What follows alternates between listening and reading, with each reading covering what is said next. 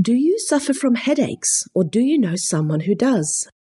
If you do, know that you are not alone. The head is actually the most common site of pain in the body. Headaches can range from mild head ache, pain, or tension that comes and goes, through to constant, intense, throbbing pain so bad you have to crawl into bed with all the curtains pulled and a bucket by your side to throw up in. Some people find it difficult to describe their headache or their head pain. However, others commonly describe their pain as throbbing, squeezing, constant, unrelenting, or intermittent. The pain may be in one part of your face or skull, or it may be generalized, involving the whole head. Headaches may arise seemingly out of the blue, or they may be associated with particular types of activity, such as computer use or during or after exercise. A headache may start abruptly, or it may come on gradually over time. It may reoccur time and time again, exactly the same, or it may get worse and worse each time you have one. A headache is often associated with nausea and vomiting. This is especially true with migraine headaches. Headaches, like any pain in the body, is a sign that something is not quite right. Your brain will create for you the sensation of pain if it thinks there's something wrong or if it thinks there's a potential problem. For example, your brain will give you a headache if you have taken too much medication, letting you know that there is some chemical toxicity going on.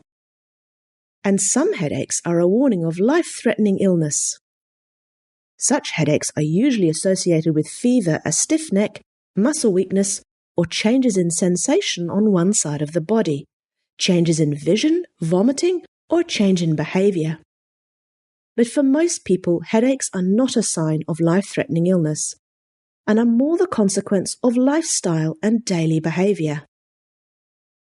We know now from a lot of neuroscience research studies that when your spine is not moving properly, this changes the way your brain perceives what's going on in and around your body, the way it integrates all sensory information, and the way it controls your body.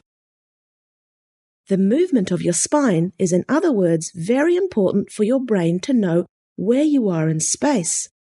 And since you cannot see your spine with your eyes, your brain relies on the information it receives from the small muscles closest to your spine and skull. If the segments of your spine are not moving properly, what chiropractors call being subluxated, this may for some people manifest as headaches. Others may experience back pain, and some babies may experience colic, and for some kids, they may not be fully aware of their bladder at night and may end up with bedwetting, and I could go on and on and on.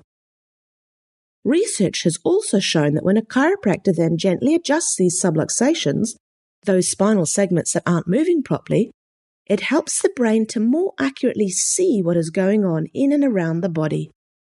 This helps your brain to accurately feel or see what is really happening in your body so it can properly control and regulate what is going on.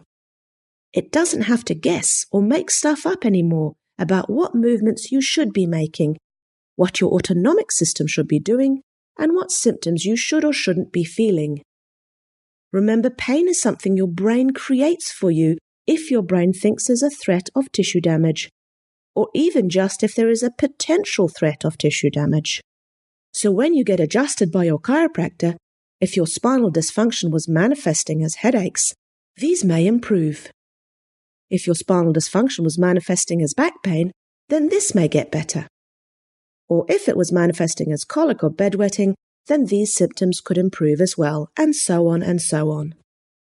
So let's look at what the research shows us about chiropractic care and headaches. Researchers have reviewed all the randomized control trials that have looked at the effects of chiropractic care or spinal manipulative therapy on headaches. In these studies, they have compared chiropractic care to sham care or other interventions, and the results show that chiropractic care does help some people with headaches and migraines. In one study conducted in Australia and published in 2000, the researchers looked at 127 people suffering with migraines. The researchers looked at the effects of 2 months of chiropractic care compared to 2 months of no chiropractic care and recorded the participants' migraine frequency, duration, disability, and medication use. After 2 months, they found that the chiropractic group got better compared to the control group, with all their migraine outcomes that they looked at. They found that for about 1 in 5 people, their migraine almost went away completely after 2 months of chiropractic care. And for half of the study participants, their migraine frequency significantly reduced. The results of this study suggest that a large number of migraine sufferers respond really well to chiropractic care. We don't know for sure who will respond well, and we don't know how much of an influence the placebo effect has. But for some people, when they get under chiropractic care, their migraines almost completely resolve within just a couple of months. Looking at another study, published in 2010, 80 patients with chronic cervicogenic headaches received 8 weeks of chiropractic care. Another group of 80 patients with chronic cervicogenic headaches received 8 weeks of light massage. The researchers compared the patients' pain scales relating to the headaches and the neck pain, and also the frequency of headaches and their medication use. They also looked at whether it made a difference seeing a patient once or twice a week, and they followed them up over a 24-week period. What they found was that patients receiving chiropractic care improved significantly compared to the control group that was receiving massage. Pretty much all of the pain and disability scores were better in the chiropractic group. And for some of these pain scores, the improvements lasted the full 24 weeks. The chiropractic group also had fewer headaches and took less medication by the end of the follow-up period. There appeared to be a small beneficial effect from being seen more often, but the results of this study weren't conclusive when it comes to frequency of care.